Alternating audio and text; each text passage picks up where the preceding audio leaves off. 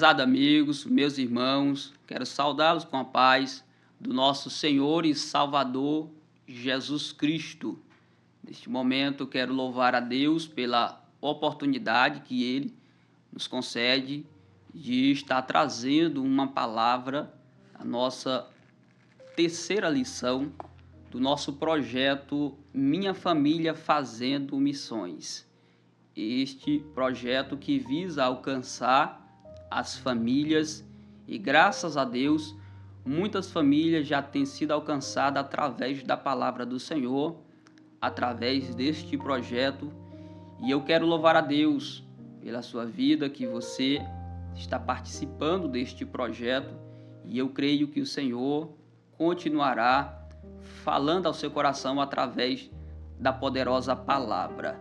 Antes de nós entrarmos na nossa lição, quero eu neste momento fazer uma oração juntamente com você que está nos assistindo, e eu vos convido para orar neste exato momento. Querido Deus, maravilhoso Pai, em nome de Jesus Cristo nós oramos neste momento e queremos te agradecer, Pai querido, pela oportunidade e neste momento está trazendo a tua palavra. Que esta palavra, Senhor, alcance as vidas, alcance as famílias, e que vidas, Pai, sejam restauradas, vidas sejam salvas, para a honra e glória do teu santo nome. Continua conosco, Pai Santo, assim nós oramos, em nome de Jesus. Amém. Graças a Deus. Muito bem, meus amigos e irmãos, eu quero neste momento estar lendo um texto da palavra do Senhor nosso Deus, que se encontra em 1 Timóteo, o capítulo 2, o versículo 3 ao versículo 5. Diz assim a palavra do Senhor: Porque isto é bom e agradável diante de Deus, nosso Salvador, que quer que todos os homens se salvem e venham ao conhecimento da verdade, porque há um só Deus e um só mediador entre Deus e os homens, Jesus Cristo, homem. O tema da nossa lição tem e fala a resposta de Deus para o problema da humanidade. Deus, ele tem a resposta para o problema da humanidade. Quem é a resposta para o problema da humanidade? É o verdadeiro caminho, que é Jesus, que é a verdadeira salvação para toda a humanidade. Ele é a resposta central, sendo o caminho, sendo a verdade, sendo a vida e trazendo esperança e salvação para toda a humanidade. Então nós podemos observar que Jesus Cristo é a verdadeira resposta de Deus para toda a humanidade. Então nós vemos o plano de Deus em salvação desde o início.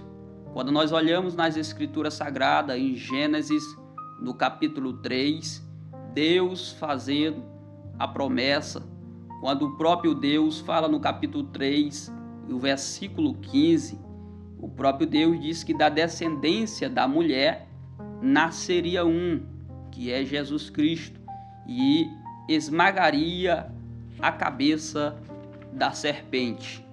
Deus aqui já estava falando aquilo que iria acontecer, que o próprio Jesus viria ao mundo, passaria e iria para a cruz do Calvário para salvar a humanidade.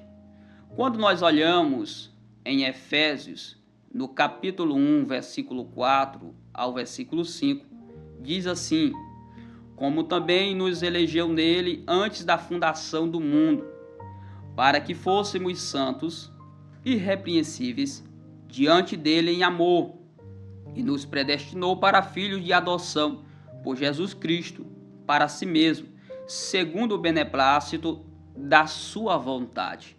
Paulo aqui está nos falando a respeito do Salvador, que é Jesus. E nós podemos observar e entender que o desejo de Deus é em salvar, sempre foi e sempre será de salvar o homem, o ser humano, da vida de pecado.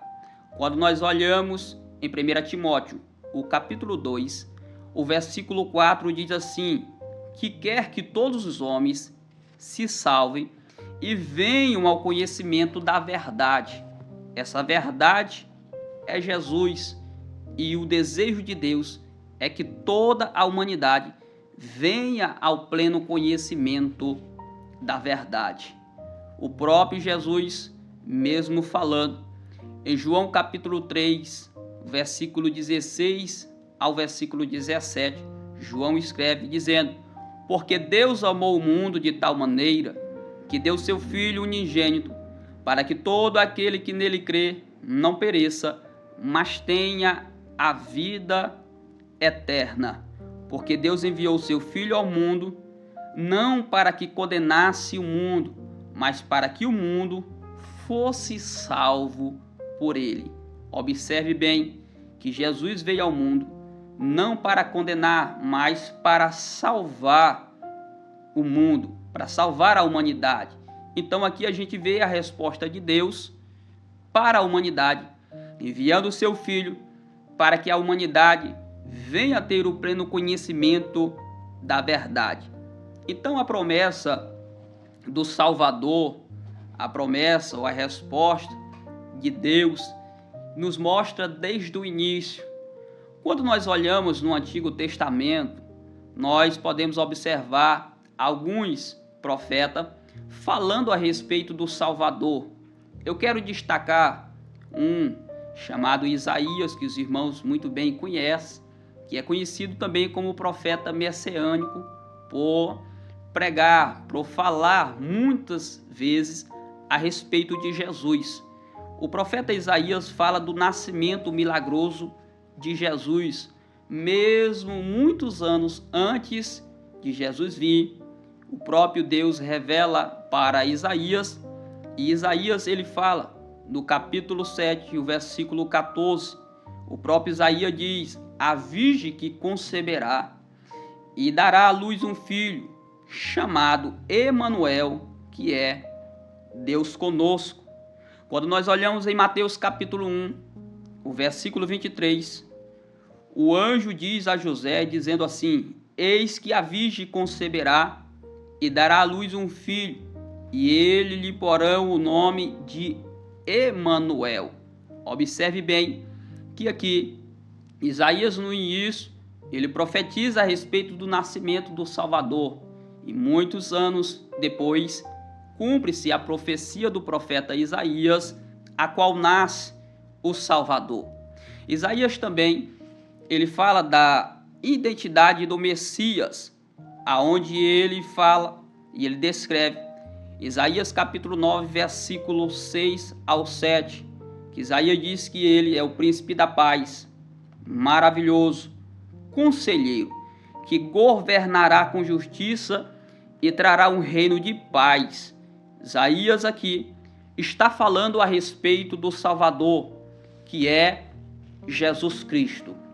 Quando nós vamos olhar mais à frente, ainda no livro do profeta Isaías, no capítulo 53, do versículo 1 ao versículo 12, ou a gente olhar todo o conteúdo do capítulo, Isaías aqui vai estar falando de um servo sofredor. Isaías está falando a respeito de Jesus, que viria ao mundo e queria a cruz do Calvário morrer no nosso lugar para nos dar o perdão dos nossos pecados. Olha o que é que Isaías está falando. Isaías disse que seria ferido, Jesus seria ferido pelas nossas transgressões, ou seja, por causa do nosso pecado. Jesus sendo perfeito, Filho de Deus, ele foi à cruz do Calvário para nos dar a salvação. Quando nós olhamos em João, capítulo 19, nós vamos ver que essa profecia que Isaías está falando, ela vem se cumprir. No capítulo 19 está falando sobre a crucificação de Jesus, a qual ele foi à cruz do Calvário, e ele estando no meu e no seu lugar, Jesus disse: está consumado. Jesus inclina a sua cabeça e entrega o seu espírito. Observe muito bem que Jesus foi rejeitado por muitos em nosso lugar, levado para uma cruz do Calvário para ser morto, mesmo sem pecado, para nos dar o direito de salvação. Jesus levou nossas enfermidades e feridas. Então o profeta Isaías, além de falar do nascimento, da identidade do Messias, Isaías fala do servo sofredor, mas Isaías também continua falando, e ele dá continuidade, falando a respeito da restauração. Quando nós vamos para o capítulo 25, o profeta Isaías profetiza um banquete para todas as nações e a eliminação da morte, simbolizando a salvação trazida por quem? Por Cristo.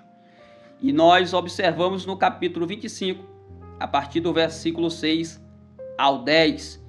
E a Bíblia também nos mostra em Apocalipse o cumprimento da profecia de Isaías, no capítulo 21, aonde ele diz assim, que terá a consumação total no céu, em que Deus enxugará toda lágrima e a morte não mais existirá.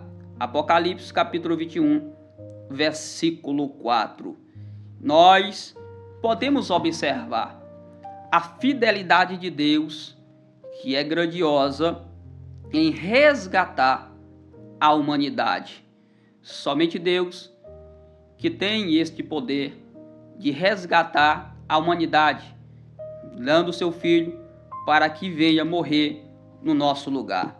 A fidelidade de Deus é o tema central da Bíblia Sagrada. Ele nunca desistiu do ser humano, mesmo após a queda. Os irmãos há de observar o tamanho do amor de Deus. Quando eu leio esse texto, eu me alegro porque o amor de Deus é um amor grandioso. Quando nós olhamos esse texto de João capítulo 3, a partir do versículo 16, os irmãos sabem muito bem a respeito do que o próprio Jesus estava falando. Diz, porque Deus amou o mundo de tal maneira que deu seu Filho unigênito, para que todo aquele que nele crê não pereça, mas tenha a vida eterna. Aqui a gente vê a fidelidade de Deus, o tamanho do amor de Deus, que é grandioso para salvar toda a humanidade. E nós observamos que quando Cristo ele vem para morrer no nosso lugar, havia um preço a pagar, ou seja, o custo do resgate, que não é barato. Os irmãos podem observar. O próprio Pedro fala em 1 Pedro capítulo 1, o versículo 18, Pedro diz, sabendo que não foi com coisas corruptíveis, como prata, como ouro, que foste resgatado da vossa maneira de viver, que por tradição recebeste dos vossos pais, mas com o precioso sangue de Cristo. Observe, o precioso sangue de Cristo, como de um cordeiro imaculado e incontaminado. Pedro está dizendo que Cristo, sendo perfeito, morreu na cruz do Calvário para nos salvar. Não tinha ninguém, jamais alguém, que poderia trazer esse resgate, esta salvação, a não ser Jesus Cristo. Então a gente vê que aqui Jesus paga com o seu sangue precioso, o sangue de Cristo, aquele que morreu na cruz do Calvário e ressuscitou ao terceiro dia. Só que graças a Deus, Jesus morrendo na cruz do Calvário, ressuscitando ao terceiro dia, traz uma restauração de comunhão. Eu quero dizer que o objetivo final dessa fidelidade de Deus sempre foi de tirar o homem da potestade das trevas e transportá-lo para o reino do Filho, garantindo o perdão e a vida eterna. Deus dando o seu Filho para vir ao mundo. E eu continuo falando que o próprio Deus trazendo o seu Filho para, como resposta da humanidade, para salvar a humanidade, o seu Filho morrendo, ressuscitando ao terceiro dia, traz uma restauração para aqueles que aceitam Jesus como um Salvador. Para a gente estar concluindo esta lição, nós observamos que quando Jesus estava na cruz, Jesus disse que estava consumado. Jesus bradou dizendo tetelestai, que é consumado. O selo de que Deus, por meio do seu Filho Jesus, cumpriu o quê? Cumpriu sua palavra. Ele prometeu de salvar e salvou e continua salvando até os dias de hoje. Cristo continua salvando.